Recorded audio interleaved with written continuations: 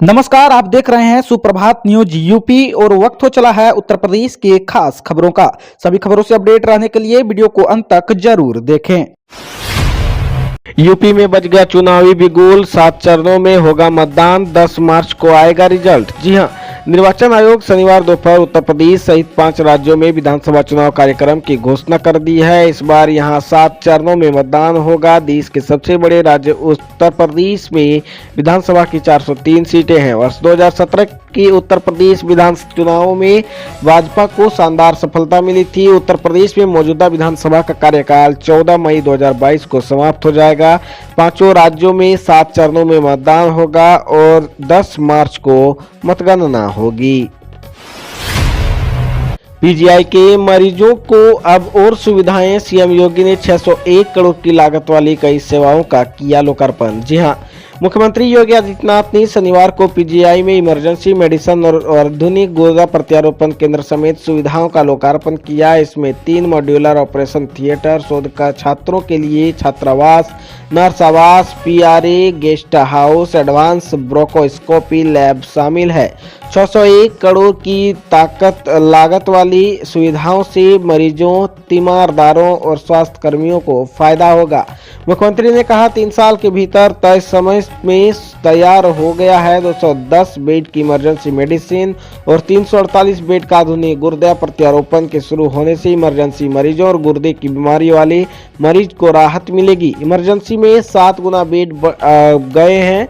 यहाँ operation theatre, ultrasound, x ray, सीटी, MRI व पैथोलॉजी की सुविधा है। इस मौके पर चिकित्सा शिक्षा मंत्री सुरेश खन्ना, राज्य मंत्री संदीप सिंह, सांसद कौशल किशोर और मुख्य सचिव दुर्गा शंकर मिश्रा व पीजीआई निदेशक डॉक्टर आर.के. धीमन समेत अन्य मौजूद रहे।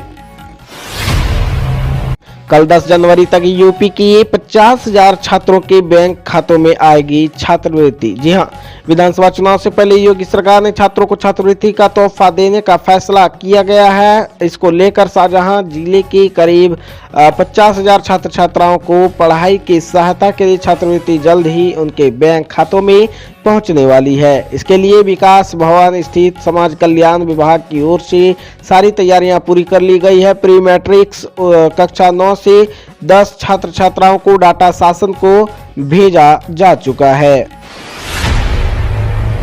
अखिलेश यादव का ऐलान, सरकार बनने पर छात्रों को बांटेंगे लैपटॉप, गरीब बच्चों को विदेश में पढ़ाई के लिए देंगे फंड। जी हां, यूपी विधानसभा चुनाव से पहले सपा अध्यक्ष अखिलेश यादव लखनऊ में सरकार बनने पर छात्रों को लैपटॉप देने की घोषणा की। अखिलेश यादव ने कहा कि गरीब मेधावी छात्रों को विदेश में पढ़ाई के लिए विशेष फंड बनाया जाएगा और उनकी मदद भी की जाएगी। इस दौरान अखिलेश यादव ने भाजपा सरकार पर जमकर हमला बोला। अखिलेश ने कहा कि हमारे खिलाफ झूठा प्रचार करने वाले भाजपा आईटी सेल के लोगों पर ग्राहक बनाने और पर कड़ी कार्रवाई होगी। अभी इन लोग पर एफआईआर कराएंगे।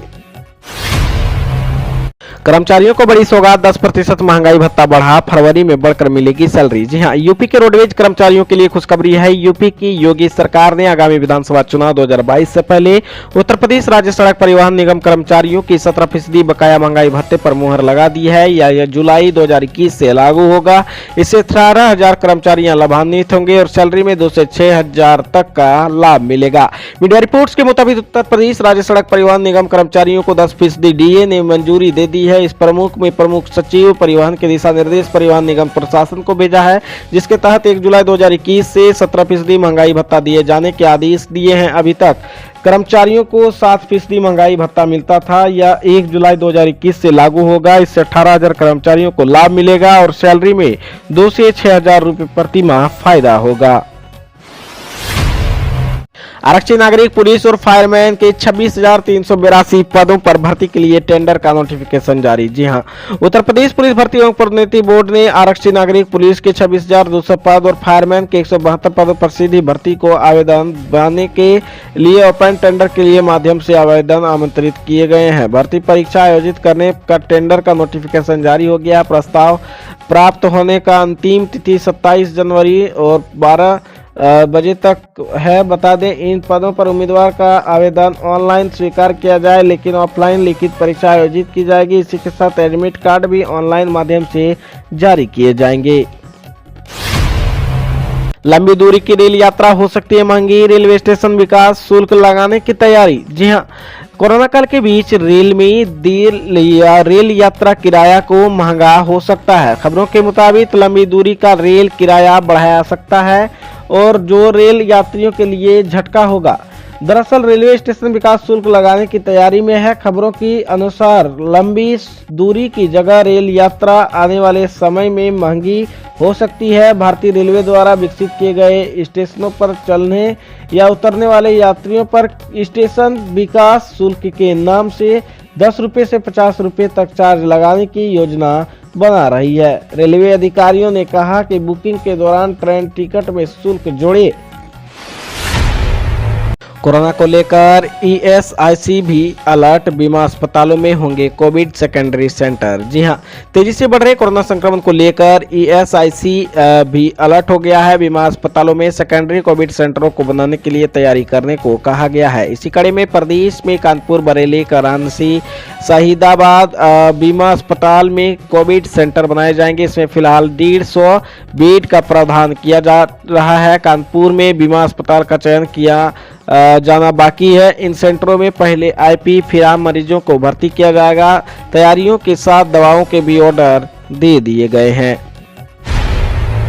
चुनाव रणभेरी बजते ही सभी दलों की बनेंगी नए सियासी चक्रव्यूह, बूथ तक होगी अजमाइश, कौन कहां कितना मिलेगा। जी हां, 5 राज्यों में विधानसभा चुनाव की तारीखों के ऐलान होते ही यूपी विधानसभा चुनाव में सियासी सरगर्मी बढ़ गई है। सभी दलों में अचानक हलचल तेज हो गई है। पार्टी कार्यालय में भीड़ जुटने लगी। पदाधिकारियों और कार्यकर्ताओं की वोटिंग का दौर शुरू हो गया। वहीं यह भी कहा जा रहा है कि चुनावी रणभेदी बजते ही भाजपा, सपा, बसपा और कांग्रेस समेत सभी दल नए सियासी चक्रव्यूह तैयार करेंगे। दल बूथ लेवल तक पता करेंगे कौन कहां कितना मजबूत है। हालांकि बीजेपी पहले से ही बूथ लेवल का अभियान चला रखा है। वहीं सपा ने भी अभियान चलाने का ऐलान किया था।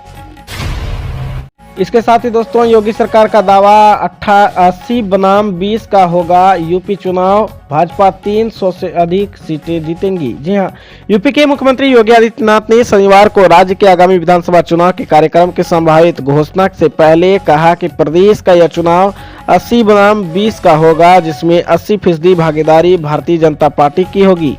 शेष 20% हिस्से में बाकी सभी दल होंगे। योगी के यहाँ दूरदर्शन द्वारा आयोजित डीडी कॉन्क्लेव की में कहा जाएगा कि भाजपा इस बार भी 300 से अधिक सीटें जीतेंगी। चुनाव में विपक्ष की चुनावी के साल पर योगी ने कहा कि 2019 में सबसे बड़ा गठबंधन हुआ सपा, बसपा और लोकदल सहित तमाम पार्टियों ने मिलकर लड़ा था।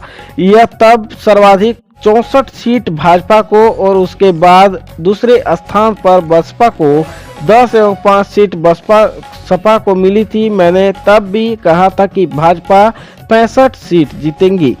ऐसे ही तमाम छोटे बड़े खबर जानने के लिए हमारे चैनल को सब्सक्राइब जरूर करें। धन्यवाद।